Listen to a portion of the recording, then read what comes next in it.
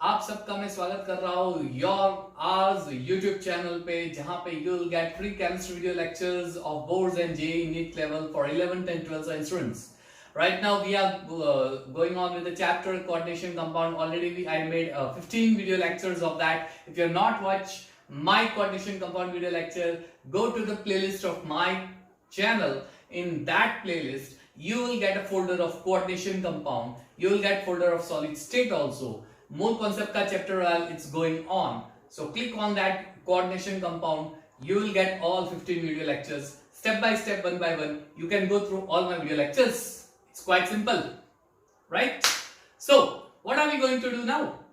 In the previous video lecture we had already discussed about crystal field theory. Yes, absolutely right. आप बहुत ही सही पकड़े हैं, right?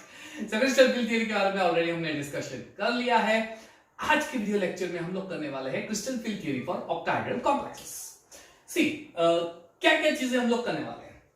हम लोग आज के वीडियो लेक्चर में करेंगे वीडियो लेक्चर नंबर 16, जो आज का वीडियो लेक्चर है, उसमें करने वाले हैं crystal field theory in octahedral complex.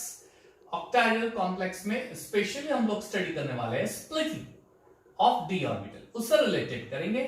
उसके बाद मेरा जो नेक्स्ट वीडियो लेक्चर आएगा, वीडियो लेक्चर नंबर 17, उसमें हम calculation of CFSE, crystal field splitting energy को कैसे कैलकुलेट करते हैं.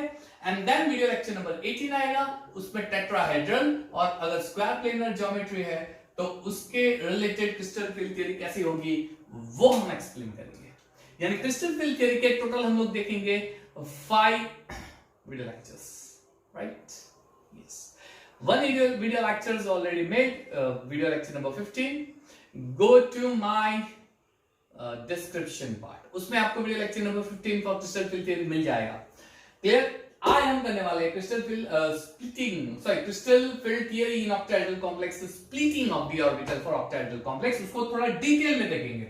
उस वीडियो लेक्चर में ऑलरेडी हमने ऑक्टाहेड्रल कॉम्प्लेक्स के बारे में we had studied inside it. Now what are we going to do is octahedral complex को हम थोड़ा डिटेल में स्टडी करने वाले हैं, राइट? तो मेरे प्यारे बच्चों, अगर आपने अभी तक सब्सक्राइब नहीं किया है, जल्दी से मेरे चैनल को सब्सक्राइब कर दो, लाइक बटन पे क्लिक, बिकॉज आपके लाइक्स मुझे मिलते रहेंगे तो I will get more like encouragement, और अच्छे से वीडियो बनाऊंगा और ढेर सारे वीडियो लेक्चर्स लेके आऊंगा. इस वीडियो लेक्चर के बाद मैं नेक्स्ट वीडियो लेक्चर जो बनाऊंगा उसमें एंड तक जो जेईई नीट लेवल से इंपॉर्टेंट टॉपिक्स है वो सारे कवर करने वाला हूं. यानी मेरे सारे वीडियो लेक्चर्स जेईई और नीट लेवल तक कवर होंगे. That I am assuring you. Yes, और आपको बहुत ही हेल्पफुल होने वाले हैं सारे video lectures. So keep watching my videos and comment. भैया कमेंट तो बनता है, एक कमेंट तो बनता है आपके उसे. Give comment on my video lectures if you really love my video lectures. And yes of course, bell button को कैसे भूल सकते हो भाई? बेल बटन को तो जरूर क्लिक करना है, क्योंकि बेल बटन को क्लिक करोगे तो क्या होगा, आपको वीडियो लेक्चर की नोटिफिकेशंस मिल जाएगी जैसे ही मैं अपलोड करूंगा. ठीक है? सो ज्यादा टाइम वेस्ट नहीं करते हुए let's move on to crystal field theory for octahedral complex. हमने स्टार्ट किया था diagram of octahedral complex. First of all, octahedral geometry कैसी होती है उसके बारे में मैं आपको बता देता हूं. वो जो हमने ऑलरेडी किया है, थोड़ा रिवीजन पार्ट कर लेते हैं. ऑक्टाहेड्रल ज्योमेट्री में कुछ इस तरह से आप देख सकते हो. ठीक है? ये होता है सेंट्रल पार्ट जहां आपका मेटल एटम होगा. ये सारे कॉर्नर है जहां पे आपके लिगेंड्स अरेंज होंगे, और एक लिगेंड नीचे की ओर होगा, एक लिगेंड ऊपर की ओर होगा प्लेन के.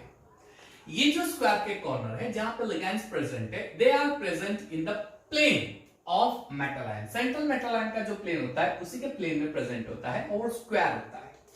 Now the angle between that is 90 degree and this angle is also 90 degree. I guess आपने अगर मेरा प्रीवियस वीडियो लेक्चर देखा होगा तो आपको अब भी पता चल जाएगा कि अगर ये सारे एंगल 90 डिग्री है तो वो सारे एक्सिस गिने जाएंगे, because all axis bisects at 90 degree. ऐसा कुछ स्ट्रक्चर ऑफ एटम में हमने पढ़ा हुआ है, राइट? सो अगर ये एक्स एक्सिस है तो ये हो जाएगी वाई एक्सिस, ये हो जाएगी Z axis. It's very crystal clear. तो उस चीज पे मैं डिटेल में नहीं जा रहा हूँ। वीडियो लेक्चर नंबर 15 देखो भैया, टाइम वेस्ट मत करो। टाइम वेस्ट करने से कुछ नहीं होगा, आपको वीडियो लेक्चर नंबर 15 देखना ही पड़ेगा, तब जाके ये चीजें समझ में आएगी। इसमें मैं टाइम वेस्ट बिल्कुल नहीं करने वाला हूँ। फाइन, सो ये हो गए आपके डिस्क्रिप्शन वाले पार्ट जो प्रीवियस वीडियो लेक्चर में हमने देखा था। एक और चीज है कि ऑक्टाहेड्रल ज्योमेट्री में this are your axial position, ये होती है axial position, and this positions of ligands, ये सारी जो पोजीशंस है ये सारी, it is called equatorial position, इसे हम इक्वेटोरियल पोजीशंस बोलते हैं। क्लियर बच्चों, है ना?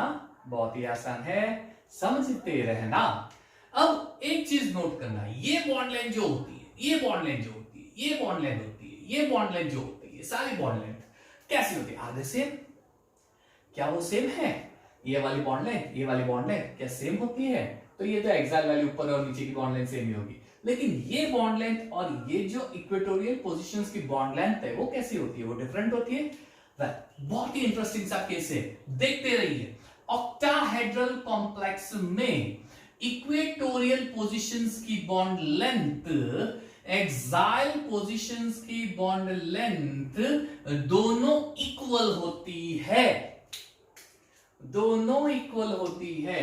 सो this part bond length and this part of bond length are always equal.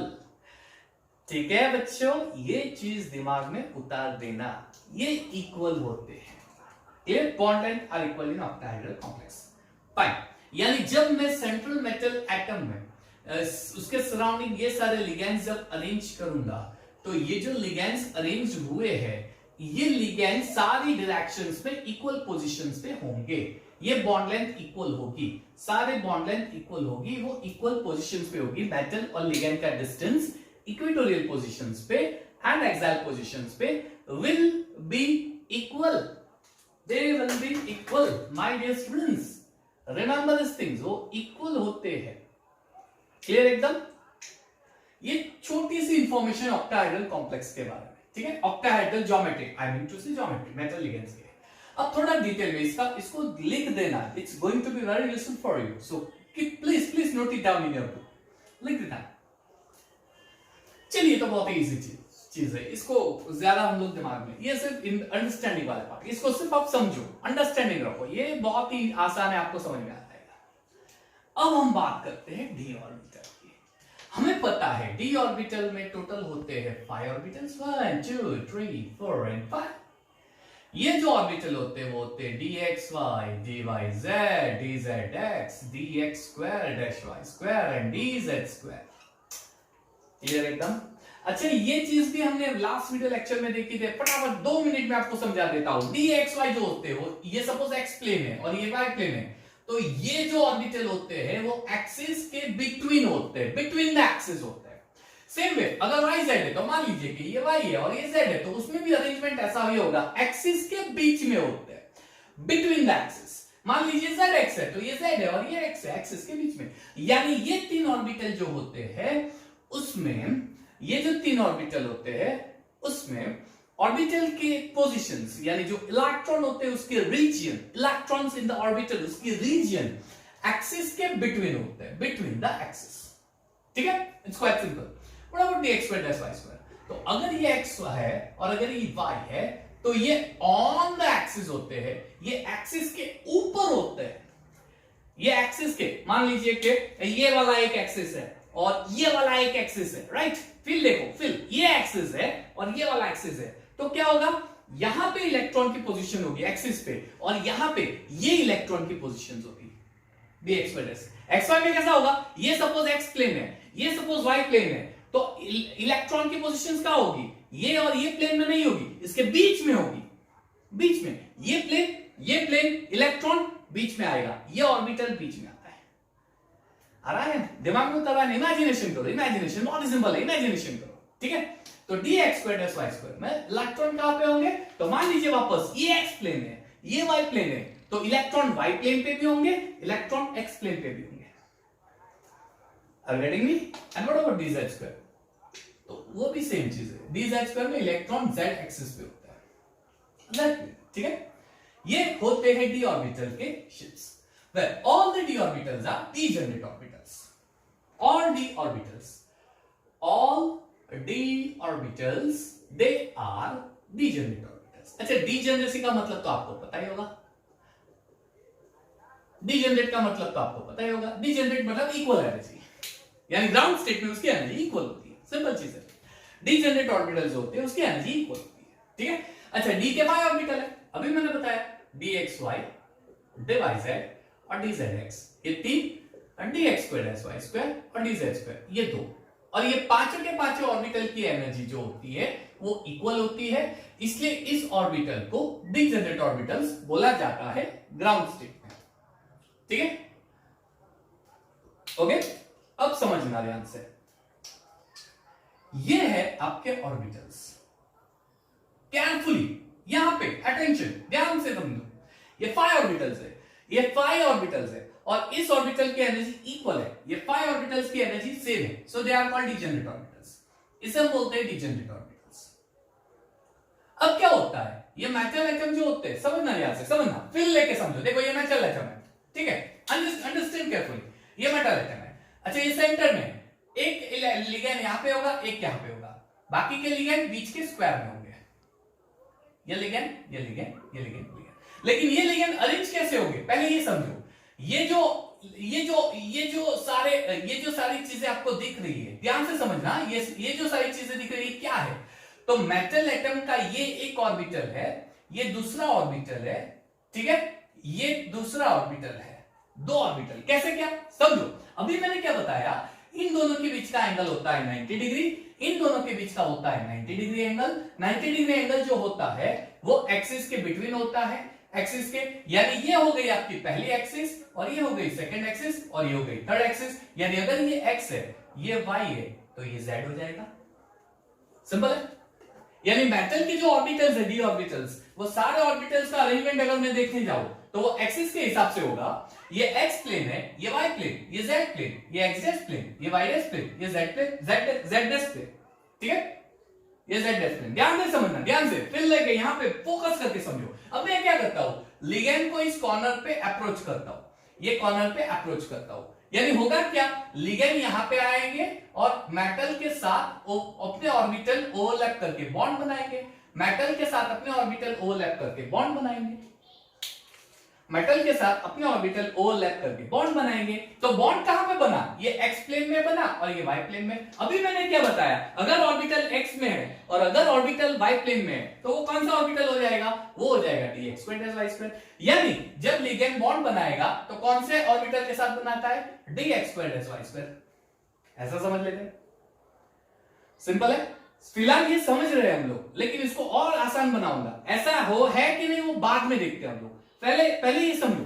अच्छा, दूसरा क्या है, लिगेंड यहां पे अप्रोच होंगे इस कॉर्नर में अरेंज, और ये ऑर्बिटल कौन सा हो जाएगा, ये ऑर्बिटल हो जाएगा dz स्क्वायर ऑर्बिटल. अब ध्यान से समझो, ये d ऑर्बिटल है, ये d ऑर्बिटल है, ये d ऑर्बिटल, और लिगेंड के पास इलेक्ट्रॉन पेयर होते हैं, लिगेंड के पास इलेक्ट्रॉन पेयर होते हैं. तो होगा क्या, लिगेंड अपने इलेक्ट्रॉन पेयर जब ऑर्बिटल के क्लोज लाएगा, तब इलेक्ट्रॉन और d ऑर्बिटल के बीच में एक रिपल्शन फैक्टर होता है. एक रिपल्शन फैक्टर होता है. लिगेंड और डी ऑर्बिटल के बीच में एक रिपल्शन फैक्टर होता है, क्योंकि डी ऑर्बिटल उसके सराउंडिंग में इलेक्ट्रॉन की डेंसिटी होगी, एल उसके सराउंडिंग में इलेक्ट्रॉन की डेंसिटी होगी, रिपल्शन होगा, और रिपल्शन की वजह से एनर्जी चेंज हो जाती है. किसकी, डी ऑर्बिटल की. अब क्वेश्चन ये आता है कि ये रिपल्शन क्या ऑल 5 डी ऑर्बिटल पे सेम होगा, नहीं. ये रिपल्शन इन डी ऑर्बिटल पे ज्यादा होगा और इन डी ऑर्बिटल पे कम होगा. क्यों ऐसा, क्योंकि जो लिगेंड अप्रोच हो रहे हैं वो प्लेन की ओर हो रहे हैं, एक्स वाई और जेड के प्लेन के ओर हो रहे हैं. सॉरी, ठीक है, ये एक्स प्लेन है सपोज, ये वाई प्लेन है और ये जेड प्लेन है, और लिगेंड क्या कर रहे हैं, it approaches towards the plane. ठीक है, it approaches towards the plane. इसकी वजह से क्या होगा, it will approach towards this orbital because these orbital lie on the axis. वो एक्सिस के ऊपर है, जबकि ये सारे ऑर्बिटल कहां पे है, तो ये सारे ऑर्बिटल तो बीच में है. अरेगेटिंग नहीं, ये सारे ऑर्बिटल बीच में है. इसलिए जब लिगेंड अप्रोच होंगे तो वो सीधा कांटेक्ट में आएगा इंडो ऑर्बिटल के कांटेक्ट में आएगा। इसकी वजह से इनका एनर्जी जो है वो बढ़ जाएगा, इसके ऊपर रिपल्शन कम होगा। किसके ऊपर? दो एक्सिस के बीच में जो ऑर्बिटल आता है उसके ऊपर। यानी समझो कि लिगेंड यहां से अप्रोच हो रहा है, लिगेंड यहां से अप्रोच हो रहा है, तो यहां पे जो एक्सिस ऑर्बिटल होंगे उसके ऊपर रिपल्शन ज्यादा होगा और जो बीच में उसके ऊपर कम होगा। क्यों? They approaches directly towards the axis, वो डायरेक्टली एक्सिस पे अप्रोच कर रहे हैं, directly. Are you getting me? तो इसकी वजह से क्या होगा, ये तीन ऑर्बिटल पे रिपल्शन कम होता है, इसके ऊपर रिपल्शन ज्यादा होता है। Now they will lose their degeneracy. वो कैसे होता है समझो ध्यान से। How they do lose that degeneracy? सबसे पहले जब ligand approaches towards the metal d orbital of metal atom, so very first what will happen, the d orbital energy will keep on increases because of the repulsion of electron pair of ligand and metal d orbital। उनके बीच के repulsion की वजह से energy increase होती है, तो एक certain average energy level तक जाएगा। d ऑर्बिटल के जो ऑर्बिटल्स की एनर्जी है वो एक सर्टेन लेवल तक जाएगी, ये up to certain level equal energy होगी। यानी सारे d ऑर्बिटल की एनर्जी तो इंक्रीज होगी लिगेंड की वजह से, लेकिन अप टू सर्टेन लेवल सभी की एनर्जी सेम रहेगी, अप टू सर्टेन लेवल। यानी ये एक ऐसा लेवल है जहां पे average energy of d orbital ये सेम है।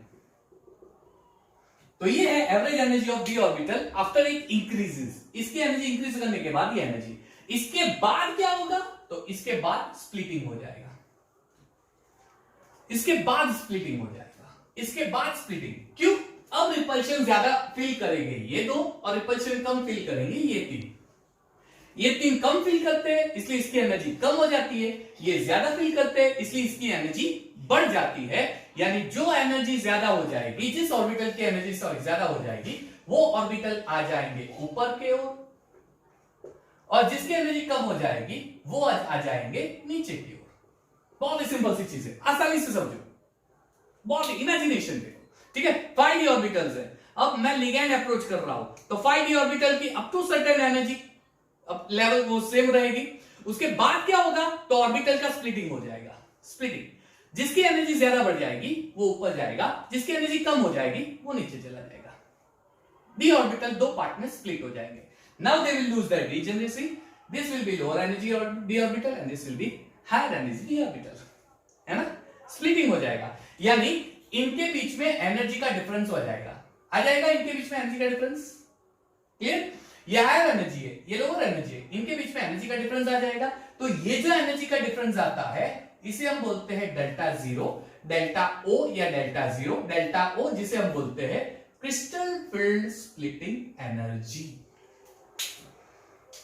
The energy gap between the two orbital which is obtain after the splitting of d orbital. D orbital के स्प्लिटिंग होने के बाद मुझे जो एनर्जी गैप मिलता है उस एनर्जी गैप को हम लोग क्रिस्टल फील्ड स्प्लिटिंग एनर्जी बोलते हैं। समझ में आ रहा है जो मैं बोल रहा हूं? Are you getting me? Crystal field splitting energy. अब ये कितनी एनर्जी इंक्रीज होती है, कितनी एनर्जी डिक्रीज होती है, ध्यान से समझना। इसका जो सेंटर है, ये जो सेंटर पॉइंट है, इस सेंटर को हम बोलते हैं बैरी सेंटर। बैरी सेंटर ये एग्जैक्टली सेंटर है। ये कौन सा पॉइंट है? ये ऐसा पॉइंट है जहां पे एनर्जी गैप दोनों ऑर्बिटल का जीरो हो जाता है। यानी ये ऑर्बिटल आएंगे धुर, ये ऑर्बिटल आएंगे पुर, ये आका धुर, ये आ गया पुर, एनर्जी जीरो जीरो, क्योंकि सेम लाइन पे आ जाएंगे एनर्जी के। ये आया जीरो, एनर्जी सेम। यानी जहां पे एनर्जी जीरो हो जाती है वो बैरी सेंटर होता है। क्लियर? तो ये लेवल पे सारे ऑर्बिटल के energy difference, energy gap zero हो जाएगी। Energy gap, not energy, energy gap, इसके बीच की एनर्जी गैप यहाँ पे जीरो हो जाती है, इसके बीच की, क्योंकि दोनों एक ही लाइन पे आएंगे तो दोनों में एनर्जी का डिफरेंस होने वाला है, तो एनर्जी गैप जीरो हो गया। तो बैरी सेंटर, बैरी सेंटर एक ऐसा सेंटर है जहां पे दो ऑर्बिटल के बीच का एनर्जी गैप जीरो हो जाता है। अब ये ऑर्बिटल की एनर्जी इंक्रीज हो गई, ये डिक्रीज हो गई, तो कितनी इंक्रीज हुई? ये एनर्जी कितनी इंक्रीज हो गई, ये एनर्जी कितनी डिक्रीज हो गई? ध्यान से समझना। ये एनर्जी इंक्रीज हो गई 0.6 डेल्टा जीरो जितनी, या फिर आप बोल सकते हो 3/5 डेल्टा जीरो जितनी, और ये कितनी डिक्रीज हुई? -0.4 डेल्टा जीरो, या आप बोल सकते हो 2/5 डेल्टा जीरो जितनी डिक्रीज हो गई। यस, ये डिक्रीज हो गई, ये इतनी एनर्जी इंक्रीज होती है, इतनी एनर्जी डिक्रीज होती है। ये कैलकुलेटिव पार्ट है, और ये चीज जो है वो एक्सपेरिमेंटली फाइंड आउट की हुई चीज है। ये एक्सपेरिमेंटली फाइंड आउट की हुई चीज है। अब ये +6 क्यों लिखा है, ये -0.4 क्यों लिखा है, वो मैं नेक्स्ट वीडियो लेक्चर में क्रिस्टल फील्ड स्प्लिटिंग एनर्जी सब कैलकुलेशन समझाऊंगा, तब मैं ये चीज दिखाऊंगा कि ये एग्जैक्टली ऐसा क्यों है, क्यों ये 0.6 है, ये -0.40 है, फॉर डेल्टा 0 सॉरी, वो नेक्स्ट वीडियो लेक्चर में, keep watching that video lecture, right. तो ये चीज याद रखना, स्प्लिटिंग ऑफ एनर्जी। अब क्वेश्चन ये आता है कि एवरी कॉम्प्लेक्स में क्या ये स्प्लिटिंग इक्वल होता है, तो no, not at all, equal नहीं होता है।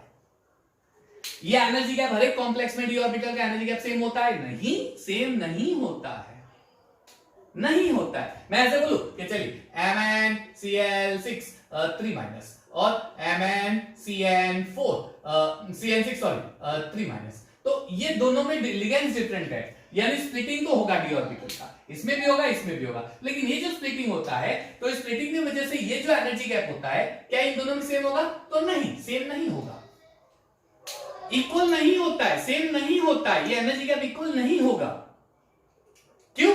क्योंकि इन दोनों में से एक लिगेंड स्ट्रॉन्गर होता है, एक वीकर लिगेंड होता है। स्ट्रॉन्गर लिगेंड में ये एनर्जी गैप ज्यादा होता है, वीकर लिगेंड में ये एनर्जी गैप कम होता है। सो ये गैप सेम नहीं होता है। अगर ये स्ट्रॉन्गर लिगेंड है तो एनर्जी गैप ज्यादा हो जाएगा, क्यों? स्ट्रॉन्गर लिगेंड का रिपल्शन फोर्स ज्यादा होने की वजह से ये ज्यादा गैप हो जाएगा, और अगर ये वीकर लिगेंड है तो ये एनर्जी गैप कम हो जाता है। पता कैसे चलेगा एनर्जी गैप स्ट्रॉन्गर लिगेंड है, वीकर लिगेंड है? तो उसके लिए एक पूरी सीरीज बनाई गई है जिसे हम बोलते हैं स्पेक्ट्रोकेमिकल सीरीज। वो मैं नेक्स्ट वीडियो लेक्चर में स्टार्टिंग में आपको दिखाऊंगा। इस स्पेक्ट्रोकेमिकल सीरीज में डेल्टा 0 के इंक्रीजिंग ऑर्डर में पूरी सीरीज अरेंज की गई है। Delta 0 crystal field splitting energy के पूरी इंक्रीजिंग ऑर्डर में वो पूरा अरेंज किया गया है, जिसमें जिसकी एनर्जी लेस होती है, डेल्टा 0 की वैल्यू जिसमें लेस होगी वो वीकर लिगेंड होगा, डेल्टा 0 की एनर्जी जिसकी ज्यादा होगी वो स्ट्रॉन्गर लिगेंड होगा। उसमें से एक पूरी सीरीज बनाई गई है। नेक्स्ट वीडियो लेक्चर का स्टार्टिंग पॉइंट वही होगा। तो ये हो गया पूरा एक्सप्लेनेशन ऑक्टाहेड्रल कॉम्प्लेक्स में स्प्लिटिंग ऑफ डी ऑर्बिटल किस तरह से होता है। अच्छा, ये जो दो ऑर्बिटल होते हैं, इस ऑर्बिटल को Eg ऑर्बिटल नाम दिया गया है, और ये 3 ऑर्बिटल को T2G ऑर्बिटल नाम दिया गया है। कोऑर्डिनेशन कंपाउंड के अंदर these orbitals are T2G orbitals, these are Eg orbital. That means dx squared plus y squared is z squared, इसे हम बोलेंगे Eg orbitals, और ये तीन को हम क्या बोलेंगे? It is T2G orbitals।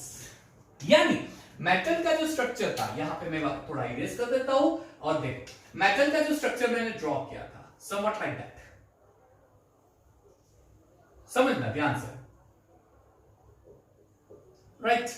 तो इसके अंदर ये जो ऑर्बिटल्स थे, कौन से ऑर्बिटल्स? ये वाले ऑर्बिटल्स, ये ऑर्बिटल्स, ये वाले जो ऑर्बिटल्स थे, ये होंगे आपके Eg ऑर्बिटल्स। ये Eg ऑर्बिटल्स, क्यों? ये ऑर्बिटल कौन से? dx squared plus y squared is z squared, starting में हमने पढ़ा, ठीक है। और ये ऑर्बिटल बीच में होते हैं, जिसे हम बोलते हैं T2G ऑर्बिटल्स।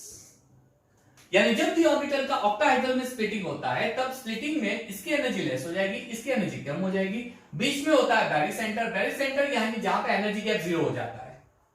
अब जब आप इसका एवरेज निकालोगे, स्प्लिटिंग होने के बाद दोनों के एनर्जी का एवरेज निकालोगे, तो वो 0 ही होने वाला है। वो कैसे 0 होगा, नेक्स्ट वीडियो लेक्चर में calculation of crystal field splitting energy जो है उसमें मैं आपको बताऊंगा, ठीक है दोस्तों। और इंक्रीज इतना होता है, डिक्रीज इतना होता है। पहले सर्टेन लेवल तक एवरेज एनर्जी लेवल यहां तक जाएगा इक्वली, और उसके बाद स्प्लिटिंग होगा, यानी इक्वली यहां तक रीच होगा, फिर स्प्लिटिंग होता है। सो जब लिगैंड क्लोजर आएंगे, तो क्लोजर आने की वजह से इसके ऊपर रिपल्शन फील होगा। रिपल्शन की वजह से पहले तो एनर्जी, एवरेज एनर्जी इंक्रीज होगी, उसके बाद स्प्लिटिंग हो जाएगा। स्प्लिटिंग होने के बाद जिसके ऊपर रिपल्शन ज्यादा होता है, वो दो ऑर्बिटल नीचे, बाकी के 3 नीचे। किसके ऊपर रिपल्शन ज्यादा होता है? ये। क्यों? क्योंकि ये देखो, ये जो ऑर्बिटल है Eg ऑर्बिटल्स है, और लिगेंड्स कहां पे अप्रोच हो रहे हैं? Ligands are approaching towards Eg orbitals only. तो लिगेंड्स और Eg ऑर्बिटल डायरेक्ट कांटेक्ट जैसा ही हो गया, डायरेक्ट कांटेक्ट जैसा होगा, यानी वहां पर रिपल्शन फोर्स ज्यादा होगा। तो Eg ऑर्बिटल पे रिपल्शन फोर्स ज्यादा होने की वजह से एनर्जी इंक्रीज हो जाती है, इसकी एनर्जी डिक्रीज हो जाती है। ये है दोस्तों पूरा एक ऑक्टाहेड्रल कॉम्प्लेक्स का स्प्लिटिंग ऑफ डी ऑर्बिटल का पार्ट, ठीक है। ये पूरा एक्सप्लेनेशन डिटेल में, क्लियर। नेक्स्ट वीडियो लेक्चर में अब हम बात करेंगे क्रिस्टल फील्ड स्प्लिटिंग एनर्जी की कैलकुलेशन कैसे होता है, ये वैल्यू कैसे आ गई, डी ऑर्बिटल में जो वीकर लिगैंड होते हैं, तो डी ऑर्बिटल में कैलकुलेशन कैसे करेंगे, स्ट्रॉन्गर का कैसे होगा, हाई स्पिन कॉम्प्लेक्स, लो स्पिन, पूरा नेक्स्ट वीडियो लेक्चर में जाएगा, ठीक है। सो दोस्तों बने रहिए मेरे साथ, नेक्स्ट वीडियो लेक्चर का वेट कीजिए, तुरंत आपके पास आएगा next video lecture within a day और 2 and then you enjoy this all video lectures. सारे video lecture JEE NEET level तक होंगे। So keep watching my video, subscribe, share as much as possible, and yes, of course, thank you and have a nice time.